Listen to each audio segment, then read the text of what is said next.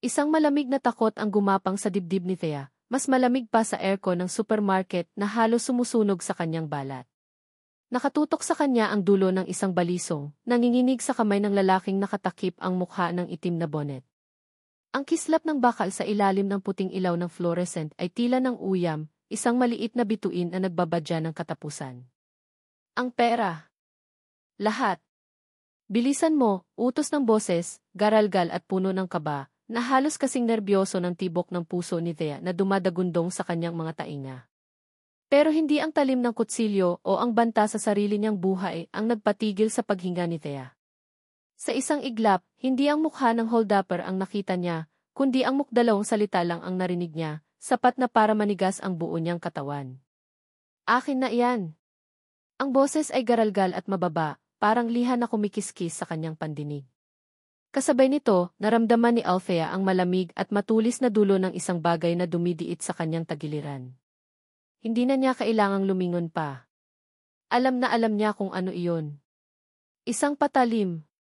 Nakatayo siya sa likod ng cash register, sa ilalim ng puti at walang emosyong ilaw ng supermarket sa diira.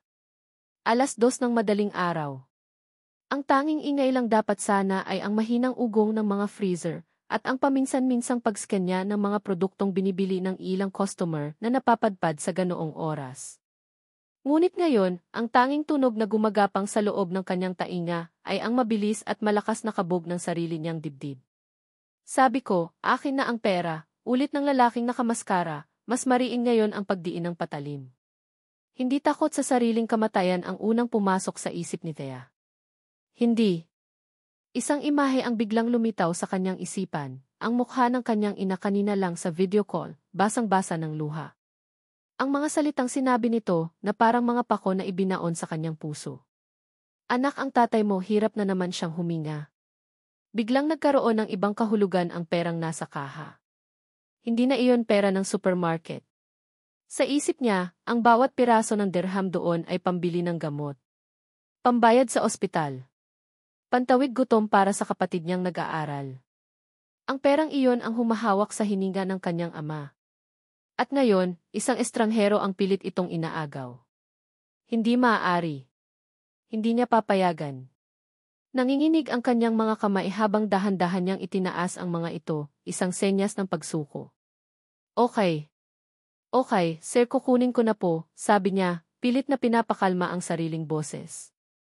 Sa gilid ng kanyang mata, nakita niya ang nag-iisang customer na natira sa loob ng tindahan, isang lalaking nakaupo sa maliit na mesa sa coffee section. Isang pamilyar na mukha. Lagi itong bumibili ng kape sa ganitong oras, laging nakasuot ng simpleng t-shirt at maong, medyo gusot ang buhok na parang galing sa mahabang bayahe. Hindi niya alam ang pangalan nito, pero para sa kanya, isa lang itong ordinaryong driver o construction worker na nagpapalipas ng oras. Ngayon, nakayuko ito sa mesa, tila walang kamalay-malay sa nangyayari. Diyos ko, wag niyo po siyang idamay, dasal ni Thea sa kanyang isip. Bilisan mo. Ano, tutunganga ka na lang dyan, sigaw ng holdupper, at lalo pang idiniin ang patalim sa kanyang tagiliran. Isang matalas na kirot ang gumuhit doon at napasinghap si Thea. Wala na siyang pagpipilian. Dahan-dahan, nanginginig, binuksan niya ang kaha. Ang tunog ng click nito ay parang putok ng baril sa nakabibinging katahimikan. Inabot niya ang mga papel na pera, ang mga bunga ng kanyang pagod at puyat, ang pambili sana ng hininga ng kanyang ama. Nang akma na niyang iabot ang pera, isang malakas na kalabog ang umalinggaw mula sa coffee section. Isang lata ng soft drinks ang gumulong sa sahig, tumilapon mula sa mesa ng lalaking customer. Hoy! Ano yon? Sigaw ng holdupper, ang atensyon ay panandali ang nabaling sa direksyon ng ingay. Iyon lang ang pagkakataong kinailangan. Sa isang kisap mata, ang lalaking customer na kanina inakayuko lang ay tila naging anino. Isang mabilis na kilos. Hindi ito nakita ni Thea ng malinaw, ang nakita lang niya ay isang kamay na humawak sa pulsuhan ng holdupper, isang pagpihit, at isang malakas na kalabog nang bumagsak ang katawan nito sa estante ng mga dilata. Nagbagsakan ang mga produkto. Ang patalim ay kumalansing sa semento, gumulong papalayo.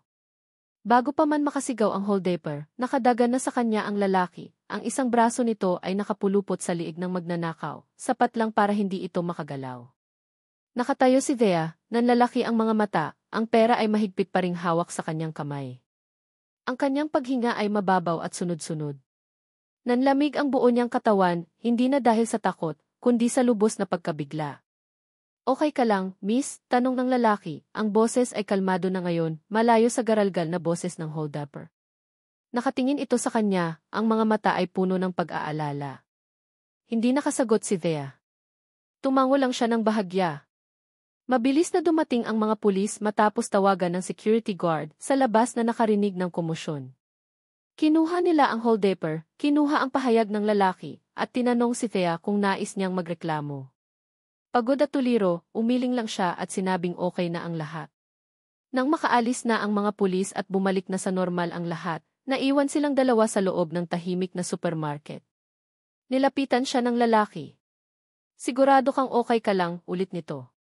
Tumango si Thea, dahan-dahan nang bumabalik ang lakas sa kanyang mga tuhod. Okay lang ako. Sir, salamat. Maraming salamat po. Wala yon. Lando na lang, sabi nito, isang maliit na ngiti ang sumilay sa kanyang mga labi. Gusto mo ihatid na kita? Baka kung mapano ka pa sa daan. Agad na umiling si Thea. Ang pader na ginawa niya sa paligid ng kanyang sarili ay muling tumaas. Wag na po, sir. Lando. Okay lang po talaga ako. Malapit lang naman ang tinitirhan ko. Salamat po ulit. Ang pagiging magalang niya ay maihalong distansya. Natuto na siya. Ang pagtitiwala ay isang luho na hindi niya kayang bayaran. Mukhang naintindihan ni Lando. Tumango ito. CJ. Kung iyan ang sabi mo, mag-iingat ka. Tumalikod na ito at nagsimulang maglakad palabas ng pinto. Sinundan siya ng tingin ni Thea, isang halo ng pasasalamat at pag-iingat ang nasa kanyang dibdib. Habang papalabas si Lando, may isang maliit na bagay na kumislap at nahulog mula sa bulsa ng kanyang pantalon. Isang mahinang ting ang narinig ni Thea nang tumama ito sa sahig. Hindi ito napansin ni Lando at tuluyan na itong lumabas. Hinintay ni Thea na mawala ito sa kanyang paningin bago niya nilapitan ang bagay na nahulog. Yumuko siya at pinulot ito. Isang silver na GCC. Makinis. Elegante. At sa gitna nito, may nakaukit na 3 letrang magkakaugnay sa isang paraang artistiko, sis. Napakunot ang noo ni Thea. Hinawakan niya ang malamig na metal. Isang ihisi na mukhang napakamahal, na hindi babagay sa isang simpleng driver na nakasuot ng lumang t-shirt at maong. Sino ba talaga ang lalaking ito? Nang makauwi si Thea sa kanyang maliit na studio-type na apartment, ang una niyang ginawa ay isinara at nilock ang pinto na parang may humahabol sa kanya. Sumandal siya roon, ipinikit ang mga mata at huminga ng malalim. Ang amoy ng disinfectant mula sa supermarket ay nanunuot pa rin sa kanyang uniforme. Ngunit ang imahe sa kanyang isipan ay hindi na ang mukha ng hold-upper, kundi ang mukha ni Lando, kalmado, nag-aalala, at may hindi maipaliwanag na tapang. Dahan-dahan niyang iminulat ang mga mata at tinignan ang kanyang palad. Nandoon pa rin ang ETC na pilak. Malamig sa kanyang balat at mabigat. Tila ba ang bawat gramo nito ay may katumbas na tanong na wala siyang sagot. Yes. Orlando De Salvo. Sino ba iyon? Baka naman Santos. Hindi niya alam. Ang alam lang niya, ang bagay na ito ay hindi para sa isang ordinaryong tao. Bigla, isang pamilyar na kirot ang kumurot sa kanyang dibdib. Isang alaala na pilit niyang ibinabaon sa limot. 3 taon na ang nakalipas. Nakaupo siya sa isang coffee shop sa Maynila, katapat si Marco, ang kanyang nobyo noon. Si Marco, na laging matamis magsalita, laging may malalaking pangarap. May ipinapakita itong mga papeles sa kanya, mga plano para sa isang maliit na negosyo na tiyak daw nakikita. Konting tulong lang, babe, sabi ni Marco, ang mga mata ay nagniningning sa excitement. Itong ipon mo, palalagin natin. Doble, triple ang balik sa'yo. Para to sa future natin. At siya, si Thea, nabulag sa pag-ibig at uhaw sa pag-asang makaahon sa hirap, ay naniwala. Ibinigay niya ang lahat. Ang laman ng kanyang passbook, ang perang pinaghirapan niya sa loob ng 2 taon bilang service crew, ay ibinigay niya ng walang pag-aalinlangan. Isang linggo matapos iyon, hindi na niya makontak si Marco. Nawala itong parang bula, kasama ang lahat ng kanyang ipon at mga pangarap. Napapikit si Thea, pilit na iwinawaksi ang alaala. Ang kirot ng kataksilan ay sariwa pa rin, isang sugat na hindi kailanman naghilom. Mula noon, ipinangako niya sa sarili, hindi na siya muling magtitiwala. Lalo na sa mga lalaking tila may itinatago o nangangako ng kung ano-ano. Ang kabaitan ay laging may presyo. Kinabukasan, pumasok si Thea sa trabaho na may dalang bigat sa puso. Buong gabi, ang insidente sa supermarket at ang misteryosong ihisi ay paulit-ulit na umikot sa kanyang isipan. Itinago niya ang ihisi sa pinakailalim ng kanyang wallet. Isasauli niya iyon sa unang pagkakataon na makita niya ulit si Lando. Tapos, iyon na ang katapusan. At hindi nga siya nabigo. Pagkatapos ng kanyang shift, pagod na pagod siyang lumabas ng supermarket. Nakatayo sa di kalayuan, sa ilalim ng poste ng ilaw, si Lando. Nakasandal ito sa luma nitong pickup truck, naghihintay. Lumakas ang kabog ng dibdib ni Thea. Naglakad siya papalapit, ang mukha ay seryoso at walang emosyon. Lando, sabi niya, hindi na ginamit ang magalang na iser. Napangiti ito nang makita siya. Thea, kamusta ka na? Nakatulog ka ba ng maayos? Okay lang ako, mabilis niyang sagot. Kinuha niya ang kanyang wallet, dinukot ang ihisi at inilahad ito sa lalaki.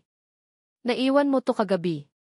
Tinitigan lang ni Lando ang ihisi, pagkatapos ay umiling ito ng bahagya. Itago mo na lang muna. Baka mawala ko na naman. Napakunot ang noo ni Thea.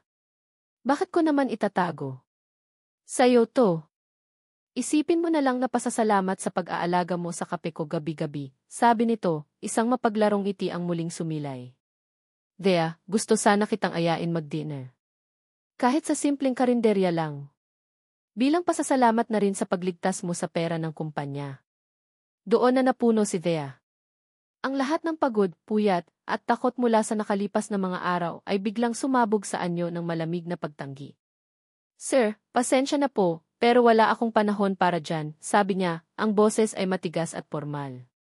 Nagpunta ako dito sa Dubai para magtrabaho, hindi para makipag-date. Kailangan ng pamilya ko ang pera, hindi ang kung ano-anong paanyaya. Bawat salita ay may diin, isang malinaw na mensahe na sana ay maintindihan nito. Nakita niya ang bahagyang pagbabago sa ekspresyon ni Lando, isang saglit na sakit, na agad ding napalitan ng pag-unawa. Tumango ito ng dahan-dahan. Naiintindihan ko, mahina niyang sabi. Sorry kung naabala kita. Hindi na sumagot si Thea. Tumalikod na siya at naglakad palayo, hindi na lumingon pa. Habang naglalakad, naramdaman niya ang ihisi sa kanyang kamay na hindi pa rin tinanggap ng lalaki. Isang inis ang gumapang sa kanya. Bakit ba napakakulit nito? Nang sumunod na araw, pumasok si Thea sa trabaho na umaasang hindi na niya makikita si Lando. Tama nga siya. Buong gabi, walang Lando na dumating para magkape. Isang bahagi niya ang nakahinga ng maluwag. Ngunit isang napakaliit na bahagi, na pilit niyang isinasantabi, ang nakaramdam ng kaunting panghihinayang. Pagkatapos ng kanyang duty, habang nag-aayos siya ng gamit sa kanyang locker, tinawag siya ng kanyang katrabahong si Mila. Thea, may nag-iwan para sa'yo kanina sa counter, sabi nito, maihalong panunukso ang ngiti. Sino naman, tanong ni Thea. Nagkibit balikat lang si Mila. Pagdating niya sa counter, may nakitang isang paper bag doon. Maingat niya itong binuksan. Sa loob, may isang Tupperware na naglalaman ng mainit-init pang sinigang na baboy, ang paborito niyang ulam. Sa tabi nito, may isang bote ng vitamins at isang maliit na note. Kinuha niya ang note. Ang sulat kamay ay simple at direkta. 2 salita lang ang nakasulat. Mag-ingat ka. Alam na alam niya kung kanino galing. Napahawak si Thea sa kanyang dibdib. Ang pader na itinayo niya sa paligid ng kanyang puso ay tila nagkaroon ng maliit na bitak. Ito'y hindi isang mamahaling regalo. Ito'y hindi isang pangako. Ito ay pagkalinga. Isang bagay na matagal na niyang hindi naramdaman. Hindi niya napigilan ang sarili. Iniuwi niya ang pagkain. Habang kumakain siya ng sinigang sa kanyang apartment, mag-isa, naramdaman niya ang unti-unting pag-init ng kanyang mga mata. Isang butil ng luha ang pumatak sa kanyang kanin. Biglang tumunog ang kanyang cellphone. Isang video call mula sa Pilipinas. Pinunasan niya agad ang kanyang mga luha at sinagot ito, isang pilit na ngiti sa kanyang mga labi. Ang mukha ng kanyang bunsong kapatid na si Leo ang bumungad sa kanya. 8. Kamusta ka na, masayang bati nito. Okay lang ako, bunso. Ikaw? Kamusta ang pag-aaral? Biglang nawala ang ngiti sa mukha ni Leo. Napalitan ito ng pag-aalala. 8. Yun na nga, kailangan ko kasing magbayad ng tuition fee next week. Tapos may malaki pa kaming project na kailangan ng materyales. Ate, baka hindi ako makakuha ng final exams kapag hindi ako nakabayad. Para siyang binuhusan ng isang balding na gielong tubig. Ang kaunting init na naramdaman niya kanina dahil sa sinigang ay biglang naglaho. Nawala ang lasa ng pagkain sa kanyang bibig. Ang tanging nalasahan niya na lang ay ang pait ng katotohanan. Ang katotohanang walang puwang sa buhay niya ang kilig, ang pag-asa, o ang sinigang mula sa isang estranghero. Ang tanging may puwang lang ay ang obligasyon, ang responsibilidad, at ang walang katapusang pangangailangan para sa pera. Nakaupo si Orlando De Salvo Vicky sa loob ng kanyang-kanya. Isang buhay na perpekto sa papel, ngunit hungkag sa pakiramdam. Isang gininto ang hawla. Tumayo siya at lumapit sa bintana, tinitigan ang maliliit na penthouse suite sa Burj Khalifa, ang pinakamataas na gusali sa buong mundo. Sa harapan niya, sa isang malaking monitor, nakalatag ang mga numero, milyon-milyong dolyar, mga pakyan sa ibaba. Ang mga taong naglalakad ay parang mga langgam. Saan kaya sila paporsyento ng kita at mga projections para sa susunod na quarter? Ka-video call niya ang buunta. Ano kaya ang mga problema nila? Mga problemang totoo, hindi kung paano palalakihin pa ang isangong board of directors ng De Salvo Holdings mula sa Maynila. The expansion in the European market is critical bilyong pisong kita. Kinuha niya ang kanyang cellphone at tinignan ang oras sa Dubai. Alas, sabi niya, ang boses ay matigas, otoritatibo, at walang bahid ng anumang emosyon 4 pa lang ng umaga. Ilang oras pa bago mag-out si Thea. Napangiti siya ng, I want the feasibility study on the desk by Monday. No excuses. Yes, sir. Of course, sir bahagya. Si Thea. Ang babaeng may malungkot ngunit matapang na mga mata. Ang baba, sunod-sunod na sagot ng mga taong nakasuit and tie sa kabilang panig ng mundoing mas piniling maglakad sa dilim kaysa sumakay sa sasakyan ng isang estranghero. Para sa kanila, siya si Isitse, isang henyo sa negosyo, isang malupit na. Ang babaeng tinanggihan siya ng harapan, hindi dahil sa pag-inarte, kundi dahil sa isang pinuno, ang karapat-dapat na tagapagmana ng imperyong itinayo ng kanyang ama. Malalim na paninindigan. Ibang-iba ito sa mga babaeng nakikilala niya saang matapos ang tawag, na pabuntong hininga si Orlando. Ipinatong niya ang kanyang mundo, mga babaeng ang ngiti ay kasing presyo ng kanilang mga designer bag, mga babaeng ang pagsiko sa mamahaling mahogany desk at isinubsob ang mukha sa kanyang mga palad. Ang katatingin sa kanya ay may kasamang calculator. Kay Thea, nakita niya ang isang bagay na matagal na niyang himika ng suite ay nakabibingi. Sa labas ng bintana, kumikinang ang mga ilhinahanap katotohanan. Pumunta siya sa kanyang aparador at nagbihis. Angaw ng Dubai, isang dagat ng mga artipisyal na bituin. Ngunit sa loob ng kanyang puso mamahaling suite ay napalitan ng isang simpleng itim na t-shirt. Ang leather shoes ay pakiramdam niya ay nasa gitna siya ng isang disyerto, tuyo, malungkot at walang buhay. Pagod na siya. Pagod na sa mga numero, sa mga meeting, sa mga peking alitan ng luma at medyo marumi ng rubber shoes. Tumingin siya sa salamin. Ito si Iti at papuri ng mga taong may kailangan lang sa kanya. Pagod na siyang maging si Orlando De Salvo Lando. Ang taong malayang makakainom ng kape sa isang 24-hour supermarket ng VC. Tumayo siya at naglakad patungo sa kanyang walk-in closet. Hinubad niya ang walang nakakakilala. Ang taong nakahanap ng kapayapaan sa isang simpleng ngiti na haling Italian suite at isinuot ang isang kupas na t-shirt at isang lumalumang maisang cashier. Bago siya umalis ng kanyang hotel suite, tumawag muna siya sa kanyang personal assistant Saong. Kinuha niya ang susi ng isang sasakyan na hindi alam ng kanyang pamilya o ng Pilipinas, si Arthur. Arthur, I need you to do something for me, sabi ni Orlando. Kanyang mga empleyado na pag-aari niya. Isang luma at medyo kalawangin ng pickup truck na. Yes, sir. Ano po yon? Sagot ng laging alertong si Arthur. Gusto kong albinili niya mula sa isang junk shop, ang kanyang sikretong sasakyan para sa pagtakas. Habamin mo kung anong supermarket ang may branch sa Diera, malapit sa Alriga. At gusto kong magang nagmamaneho siya sa mga kalsada ng Dubai, unti-unting nawawala ang bigat sa setup ka ng isang surprise employee bonus program para sa kanila. Gawin mong employee of the month kanyang balikat. Dito, hindi siya isa lang siyang ordinaryong tao, isa sa libu-libong muk o kahit anong katulad niyan. Siguraduhin mong ang makakatanggap ay ang cashier sa syudad. At ang kanyang destinasyon ay iisa lang, ang 24-hour supermarket kung saan niya night shift. Her name is Olvia Villanueva. Natahimik si Arthur sa kabilang linya, laging nakikita siya. Si Thea. Hindi niya alam kung bakit, pero may halatang naguguluhan. Sir, an employee bonus program para sa ibang kumpanya? Kakaibang magnetismo ang babae. Sa una, naawa siya rito. Laging pagod ang mga mata, heard me, mariing sabi ni Orlando. And one more thing, Arthur. Make it completely anonymous. Ayokaging seryoso ang mukha. Ngunit sa ilalim ng lahat ng iyon, nakita niya ang isang klong malaman ni Numan, lalo na ng pamilya ko, na may kinalaman ang DeSalvo Holding sasi ng lakas na hindi niya pa nakikita sa kahit sinong babaeng nakilala niya sa kanyang mundo dito. Is it clear? Yes, sir. Crystal clear, sir. Good. Ibinaba. Ang mga babae sa kanyang mundo ay gawa sa porselana, magaganda, makikinang, ngunit niya ang tawag. Hindi niya alam kung bakit niya iyon ginawa. Siguro dahil sa konsensya. Babasagin. Si Thea ay gawa sa bakal, hinubog ng hirap, pinatibay ng responsarinig niya ang pag-uusap ni Thea at ng katrabaho nito isang gabi, habang nagkakibilidad.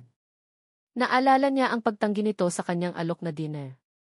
Kailangan ng pamilya ko siya. Narinig niya ang mga hinaing nito tungkol sa bayarin sa ospital at sa pag-aaral ng ang pera, hindi ang kung ano-anong paanyaya. Ang mga salitang iyon ay tumatak kapatid. Isang bigat ang pumasan sa kanyang dibdib nang marinig niya iyon. Mayaman siya, sa kanya.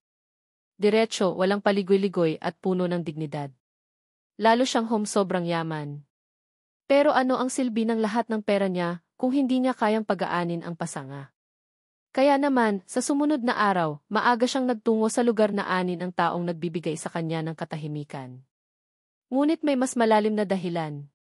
Ghost malapit sa supermarket. Hindi siya nagpakita. Nag-obserba lang siya mula sa malayo. Nako niyang makita itong umiti. Isang tunay na ngiti, hindi pilit, hindi dahil sa napitan niya ang pag-uusap ni Thea at ng katrabaho nitong si Mila habang sila'y nagbilitan. Isang ngiting hindi nabibili ng pera. Kaya gagawin niya ito sa paraang hindi nito break. Hindi niya sinasadyang marinig, ngunit sapat lang ang lakas ng hangin para malalaman na galing sa kanya. Kinagabihan, nagpunta siya sa supermarket. Hindi siya fin sa kanya ang ilang piraso ng kanilang usapan. Kailangan ni Leo ng pambayad sa school lumasok. Naghintay lang siya sa loob ng kanyang pickup truck sa parking lot sa tapat, sa isang mad-stress na naman si Ate Moody. Tumagos iyon sa puso ni Lando. Ang bigat na pasanilim na bahagi. Mula doon, kitang-kita niya ang loob ng tindahan sa pamamagitan ng pasa ng babae ay mas mabigat pa pala kaysa sa inaakala niya. Gusto niyang tumsalaming pader nito. Nakita niyang tinawag ng manager si Thea. Nakita niyang mayulong. Ngunit paano? Kung aalukin niya ito ng pera, tiyak na tatanggihan siya nito ibinigay itong sobre. Nakita niyang binuksan ito ni Thea at ang ekspresyon ng iisipin nitong iniinsulto niya ang pagkatao nito. Isang ideya ang pumasok sa kabigla sa mukha nito ay dahan-dahang napalitan ng hindi makapaniwalang saya kanyang isip. Kinuha niya ang kanyang cellphone at tinawagan ang kanyang personal assistant sa Pilipinas, si Arthur. Arthur, simulan niya. Yes, Sir Orlando. Anong maipagl? Nakita niyang yumuko si Thea at nagpunas ng mga luha. Mga luha ng ginhawa. Isang kakaibang init ang naramdaman ni Orlando sa kanyang dibdib. Sa lahat ng mga ilingkod ko sa inyo, may ipapagawa ako sa'yo at gusto kong maging sober multi-million dollar deals na isinara niya sa lahat ng mga gusaling ipinatayo niya, ngayon lang siya ang confidential nito. Walang dapat makaalam, kahit ang EC department, maliban sa'yo at sa general manager nang nakaramdam ng ganitong klaseng tagumpay. Isang tagumpay na hindi nasusukat sa kumpanya. Naintindihan mo? Yes, sir. Copy, sir. Gusto kong magpera. Nang gabing iyon, hindi siya nagpakita kay Thea. Hinayaan niya itong set up kayo ng isang special employee bonus program para sa isa sa mga partner establishments natin sa amin ang sandaling iyon. Habang pauwi na siya sa kanyang hotel, handa nang magsuot, Dubai. Yung Prime Mart sa Deira. Ang DeSalvo Holdings ay may-ari ng napakaraming neguli ng maskara ni Orlando DeSalvo V. Biglang nag-vibrate ang kanyang cellphone. Isang tekstosyo, kasama na ang distribution company na nagsusupply sa halos lahat ng malalaking supermarket sa middle message mula sa isang numerong hindi nakasave sa kanyang contacts. Binuksan niya ito. Ang puso niya ibiglang bumilis. Salamat sa mga paalala mo na mag-ingat ako. May East. Madali niyang magagawa ito. Bigyan niya ng pangalan, Employee of the Month, magandang nangyari ngayon. Napangiti si Lando, isang rating totoo at hindi AO Performance Excellence Award, kahit ano. Ang mahalaga, may kasamang cash prize. Malaking cash prize. Sino po, sir, ang target recipient? Tanong ni Arthur. Ang pangalan niya ay Alilit. Isang ngiting para lang sa kanya.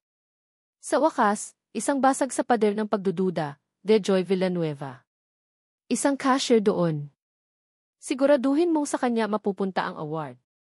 Ngunit kasabay ng ngiti, isang tinik ng konsensya ang bumaon sa kanyang puso.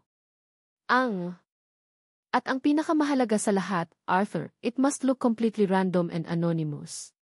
Hindi pwedeng malaman pundasyon ng maliit na koneksyon na ito ay nakatayo sa isang kasinungalingan. Hanggang kailan ninuman, lalo na siya, nagaling sa akin ang utos na ito. Maliwanag. Niya ito kayang panindigan? Hanggang kailan niya itatago kung sino talaga siya?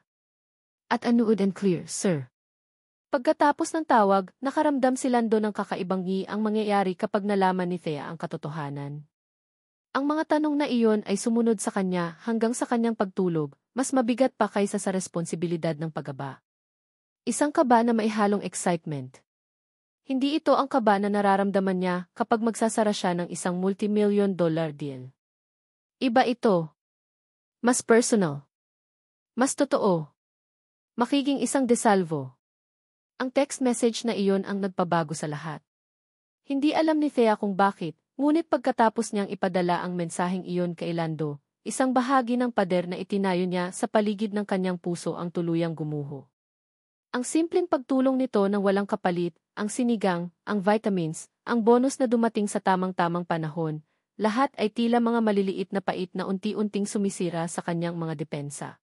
Kaya naman, nang sumunod na gabi, pagkatapos ng kanyang shift, at nakita niyang muli si Lando na naghihintay sa labas, sa tabi ng luma nitong pickup, hindi na siya nagmatigas. Gusto mo pa bang kumain ng sinigang? Tanong nito, ang ngiti ay abot hanggang sa mga mata. Hindi napigilan ni Thea ang sarili. Umiti siya pabalik. Isang maliit, mahiyain, ngunit totoong ngiti. CJ. Pero sa isang kondisyon. Ano iyon? Ako naman ang taya. Tumawa si Lando, isang tawang malutong at masaya. Deal. Dinala siya ni Lando sa isang maliit na karinderyang Filipino sa Satwa, isang lugar na simple, maingay at puno ng buhay. Malayo sa mga nagkikinangang restaurant sa mga mall. Habang kumakain sila ng kanin at mainit na sabaw ng bulalo, sa ilalim ng ilaw ng isang kupas na bumbilya, naramdaman ni Thea ang isang gaan na matagal na niyang hindi naramdaman. Nagkwentuhan sila. Hindi tungkol sa trabaho o pera. Nagkwento si Lando tungkol sa probinsya, kung saan daw siya lumaki, tungkol sa pangarap niyang magkaroon ng isang maliit na farm balang araw, malayo sa ingay ng syudad. Gusto ko lang yung simple, sabi nito, habang nakatingin sa malayo. Mag-aalaga ng mga manok, magtatanim ng gulay. Yung gigising ka sa umaga dahil sa tilaok ng tandang, hindi dahil sa tunog ng alarm clock. Napangiti si Thea. Pareho pala tayo ng pangarap. At sa kauna-unahang pagkakataon, nagkwento rin siya. Ikinuwento niya ang tungkol sa kanyang pamilya sa Batangas, ang kabaitan ng kanyang ama, ang kasipagan ng kanyang ina, at ang pangarap niya para sa kapatid niyang si Leo. Ngunit hindi niya binanggit ang tungkol kay Marco. Ang sugat na iyon ay masyadong malalim, masyadong personal para ibahagi kahit kanino. Kaya ka nagsisikap ng ganito, sabi ni Lando, hindi isang tanong kundi isang pag-unawa. Tumango si Thea. Lahat para sa kanila.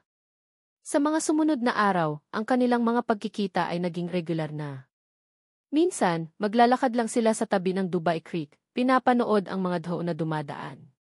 Minsan, uupo lang sila sa loob ng pickup truck ni Lando, nakikinig sa lumang tugtugin sa radyo. Sa bawat pag-uusap, sa bawat pagkikita, mas lalong lumalalim ang paghanga ni Thea kay Lando. Mabait ito, magalang at higit sa lahat, nakikinig. Nakikinig ito sa mga kwento niya, sa mga pangarap niya, at sa mga takot niya. Unti-unti, nasasanay na si Thea sa presensya nito. Nasasanay na siyang may nag-aabang sa kanya pagkatapos ng trabaho. Nasasanay na siyang may nagtatanong kung kumain na ba siya. Nasasanay na siyang may isang taong nagpapangiti sa kanya sa gitna ng kanyang nakakapagod na mundo. Samantala, sa kabilang panig ng mundo, sa isang marangyang mansyon sa Forbes Park, isang ibang-ibang eksena ang nagaganap. Nakaupo si Doña Elvira de Salvo sa kanyang sala na pinalamusya ng mga antigong kasangkapan at mga painting na gawa ng mga pambansang alagad ng sining. Katapat niya ang isang babaeng nasa mga 30 anyos din, si Isabel Montenegro. Si Isabel ay hindi lang maganda, mayroon itong tindig ng kapangyarihan. Siya ang nag-iisang anak na babae ng mga Montenegro, isang pamilyang kasing yaman at kasing influential ng mga de Salvo. The merger between De Salvo Holdings and Montenegro Corp is almost final, sabi ni Doña Elvira, habang humihigop ng tsaa mula sa isang porselanang tasa. It will be the biggest corporate marriage in the country's history. Ngumiti si Isabelle, isang ngiting kasing kintab ng diamanteng hikaw sa kanyang mga tainga. It's a brilliant move, Tita Elvira. Our fathers have been planning this for years. Indeed, sagot ng matandang De Salvo. And if corporate marriage is best sealed with real one. Tinitigan niya si Isabel ng diretso sa mata. Orlando has been in Dubai for too long. It's time for him to come home and face his responsibilities. To the company and to you. Hindi sumagot si Isabelle, ngunit ang kanyang ngiti ay lalong lumapad. Alam niya, mula pa noong bata sila, na sila ni Orlando ang nakatakda para sa isa't isa. Hindi ito usapin ng pag-ibig. Ito ay usapin ng negosyo, ng kapangyarihan at ng kapalaran. At si Isabel Montenegro ay laging nakukuha ang gusto niya. Isang gabi, habang hinahatid siya ni Lando pauwi, huminto ito sa isang tahimik na bahagi ng kalsada. Pinatay nito ang makina ng sasakyan. Ang tanging ilaw lang ay mula sa mga post sa di kalayuan. Thea, mahinang sabi ni Lando. Bakit? Hindi ito sumagot. Sa halip, dahan-dahan nitong inabot ang kanyang kamay. Ang init ng palad nito ay gumapang sa kanyang buong katawan. Tinitigan siya nito sa mata, ang mga mata nito ay puno ng isang emosyon na hindi pa niya nakikita dati, isang halo ng pagsamba at kalungkutan. Hinila siya nito ng marahan palapit. Ang mukha ni Lando ay ilang pulgada na lang ang layo sa kanya. Naamoy niya ang hininga nito na amoy kape. Nakita niya ang kanyang sariling refleksyon sa mga mata nito. Ito na. Ang sandaling pareho nilang hinihintay at kinatatakutan. Pumikit si Thea, handa na sa kung anuman ang susunod na mangyayari. Naramdaman niya ang paglapit pa lalo ni Lando. Ngunit sa huling segundo, bago maglapat ang kanilang mga labi, biglang umatras si Thea. Napadilat siya, ang puso niya ay dumadagundong.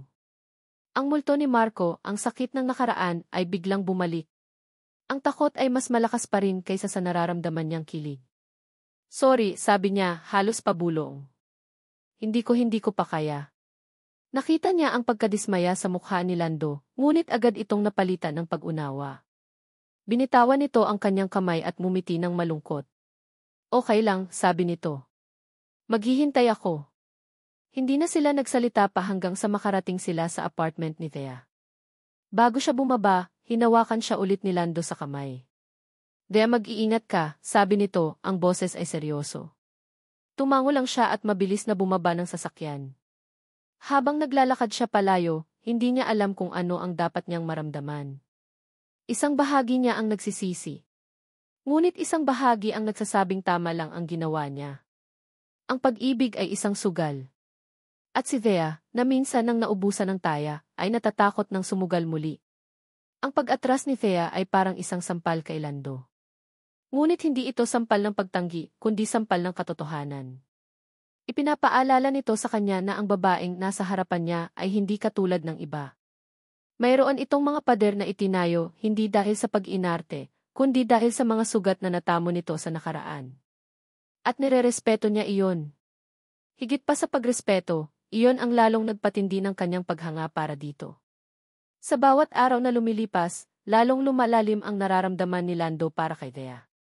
Ang mga simpleng sandali nila, ang pagkain sa karinderya, ang paglalakad sa tabi ng ilog, ang pakikinig sa radyo, ay naging kanlungan niya mula sa kanyang magulo at peking mundo. Sa piling ni Thea, hindi siya si Orlando de Salvove, ang si. Siya lang si Lando, isang simpleng lalaki na may simpleng pangarap. At iyon din ang kanyang pinakamalaking kasalanan. Gabi-gabi, bago siya matulog sa kanyang malambot na kama sa penthouse suite, ang konsensya ay kinakausap siya. Hanggang kailan, tanong nito. Hanggang kailan mo siya lolokohin? Alam niyang kailangan na niyang sabihin ang totoo. Ngunit paano? Paano niya sasabihin sa babaeng simple ang pangarap na siya ay nagmamay-ari ng kalahati ng syudad na tinitirhan nila? Paano niya sasabihin sa babaeng galit sa mayayaman na siya ang mismong uri ng tao na kinamumuhian nito? Sa kauna-unahang pagkakataon sa kanyang buhay, si Orlando de Salvove, na hindi kailanman natakot sa kahit anong business deal o corporate takeover, ay takot na mawala ang isang tao. Isang gabi, habang magkasama sila ni Thea sa paborito nilang tambayan sa tabi ng Dubai Creek, hindi na niya napigilan ang sarili. Thea, sabi niya, ang boses ay seryoso. May kailangan kang malaman. Napatingin ito sa kanya, ang mga mata ay nagtatanong. Ano iyon? Bumigat ang kanyang dibdib. Huminga siya ng malalim. Ito na. Sasabihin na niya.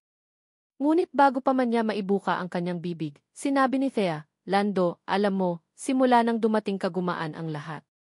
Isang matamis na ngiti ang sumilay sa mga labi nito, isang ngiting gayon lang niya nakita. Kahit gaano kahirap ang araw ko, alam kong may naghihintay sa akin. Salamat ha. Ang mga salitang iyon ay parang mga kadenang pumulupot sa kanyang dila. Ang tapang na inipon niya ay biglang naglaho. Paano niya sisirain ang kaligayahang iyon? Paano niya babawiin ang ngiting iyon? Sa huli, naging duwag siya. Wala, sabi niya, pilit nang umingiti pabalik. Ang gusto ko lang sabihin na lagi akong magiging totoo sa'yo. Pangako yan. Ang mga salitang magiging totoo ay parang mga basag na bubog sa kanyang lalamunan. Bawat letra ay isang kasinungalingan. Ngunit nang makita niya ang tiwala sa mga mata ni Thea, kinain niya ang lahat ng bubog na iyon. Hindi pa ngayon. Hindi pa niya kayang sirain ang kung anong mayroon sila. Kinabukasan, habang nasa kalagitnaan siya ng isang mahalagang video conference tungkol sa isang bagong acquisition sa Europe, biglang tumawag ang kanyang ina. Bihira itong tumawag kaya alam niyang importante ito. Nag-excuse siya sa meeting at sinagot ang tawag. Orlando, sabi ni Doña Elvira de Salvo, ang boses ay kasing lamig ng hangin sa loob ng kanyang opisina sa Maynila. Ano nang ginagawa mo pa dyan? Naghihintay na ang pamilya Montenegro. Ang merger ay hindi makukumpleto hanggat wala ka dito para pirmahan ang mga dokumento kasama si Isabel. Napabuntong hininga si Lando. Ma, I'm handling a major project here. Alam niyo iyan. Isang proyekto na mas mahalaga kaysa sa kinabukasan ng ating kumpanya at ng ating pamilya, ganti ng kanyang ina. May narinig siyang kaluskos ng mga papel sa kabilang linya. Speaking of projects, sinimulan ko na ang acquisition para sa bagong luxury resort natin. I found the perfect location. Isang malawak na lupa sa Batangas. May ilan lang na stubborn na mga residente na ayaw magbenta, pero hindi iyon magiging problema. Ang mga abogado natin na ang bahala. Hindi pinansin ni Lando ang detalye. Ang isip niya ay nasa alibi na kailangan niyang gawin para mapatagal pa ang kanyang pananatili sa Dubai. Ma, just give me a few more weeks. Weeks? Hindi pwede. Umuwi ka na sa lalong madaling panahon. Ayusin mo na ang dapat ayusin dyan. Ang boses ng kanyang ina ay pinal, walang puwang para sa pakikipagtalo. Pagkatapos ay ibinaba na nito ang tawag. Isang pagkabalisa ang gumapang sa dibdib ni Lando. Ang dalawang mundo niya ay malapit ng magbanggaan. Gabi-gabi, lalo niyang nararamdaman ang pagkaipit. Ang pag-ibig niya kay Thea ay nagiging mas malalim at kasabay nito, ang bigat ng kanyang kasinungalingan ay nagiging mas mabigat. Isang gabi, pagkatapos ng shift ni Thea, masaya silang naglalakad palabas ng supermarket. Nagtatawanan sila tungkol sa isang customer na sinubukang magbayad gamit ang pekeng pera. Sa gitna ng kanilang tawanan, biglang tumunog ang cellphone ni Thea. Nawala ang ngiti sa mukha nito nang makita kung sino ang tumatawag. Si nanay, sabi niya, ang boses ay puno ng kaba. Agad niyang sinagot ito. Nay. Opo. Ano po? Bakit kayo umiiyak? Napatigil si Lando sa paglalakad. Pinanood niya ang pagbabago sa mukha ni Thea. Ang saya ay napalitan ng pagkalito, pagkatapos ay ng purong takot. Nanginginig ang mga labi nito. Ang cellphone ay halos mahulog mula sa kanyang kamay. Ano? Nasa ospital si tatay? Bakit? Anong nangyari? Ang mga salitang iyon ay tumama kay Lando na parang kidlat. Nang ibaba ni Thea ang tawag, ang kanyang mukha ay basang-basa na ng luha. Nanginginig siya ng walang kontrol. Si tatay inatake sa puso, sabi niya, ang boses ay basag. Agad siyang niyakap ni Lando. Tahan na. Anong nangyari? Tumanggap daw sila ng sulat isang final notice mula sa isang kumpanya. Palalayasin na daw sila sa lupa namin kung hindi sila papayag sa alo. Hindi kinaya ng puso ni tatay. Humagulgol si Thea sa dibdib ni Lando. Ang lupa na iyon. Yun na lang ang mayroon kami. Ang tahanan namin. Bakit nila ginagawa to sa amin? Habang yakap-yakap niya si Thea, isang malamig na takot ang biglang gumapang sa likod ni Lando, mas matindi pa kaysa sa naramdaman niya dati. Saan-saan sa Batangas yung lupa nyo, Thea? Tanong niya, ang boses ay halos hindi marinig. Sa gitna ng kanyang pag-iyak, sinabi ni Thea ang pangalan ng kanilang barangay. Ang pangalan ng barangay na iyon. Ang parehong pangalan ng lokasyon na binanggit ng kanyang ina sa telepono kanina lang. Nanigas si Lando. Biglang nanlamig ang kanyang buong katawan. Hindi. Hindi maaari.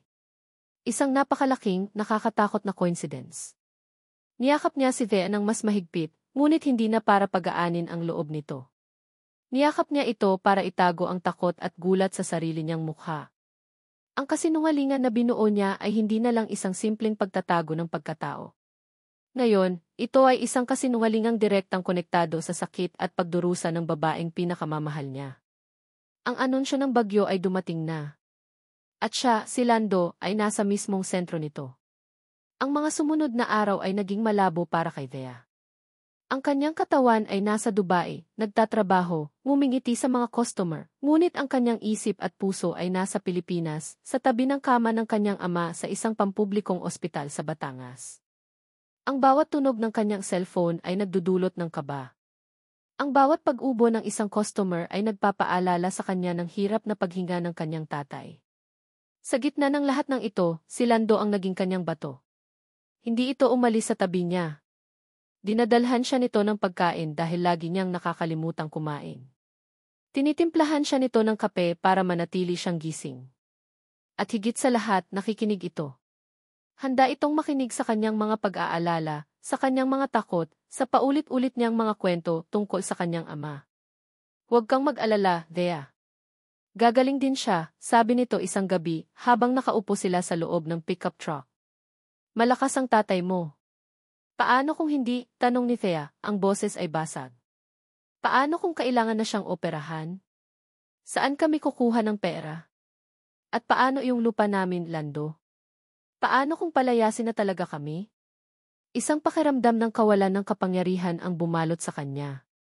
Nandito siya, libu-libong milya ang layo, nagtatrabaho para sa kakarampot na sahod, habang ang pamilya niya ay unti-unting winawasak ng isang problemang hindi niya kayang solusyonan.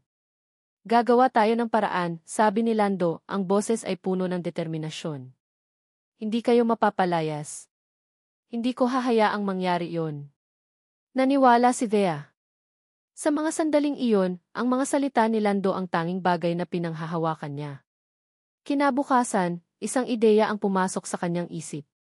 Hindi siya pwedeng manatiling walang ginagawa. Kailangan niyang malaman kung sino ang kalaban nila. Kailangan niyang malaman ang pangalan ng kumpanyang gustong umagaw sa kanilang lupa. Tumawag siya sa kanyang kapatid na si Leo. Bunso, pwedeng humingi ng pabor. Yung sulat na natanggap ni nanay, yung galing sa mga abogado, pwede mo bang pikturan at i-send sa email ko? Gusto ko lang basahin. Gusto kong malaman kung sino sila. CJ, ate. Send ko sa'yo ngayon din, sagot ni Leo. Ilang minuto lang, tumunog ang notification sa kanyang laptop. Dumating na ang email. Huminga siya ng malalim at binuksan ito. Isang scanned copy ng isang dokumento ang bumungad sa kanya. Opisyal. Puno ng mga salitang legal na hindi niya maintindihan. Ngunit ang kanyang mga mata ay napokus sa isang bagay sa pinakataas na bahagi ng sulat.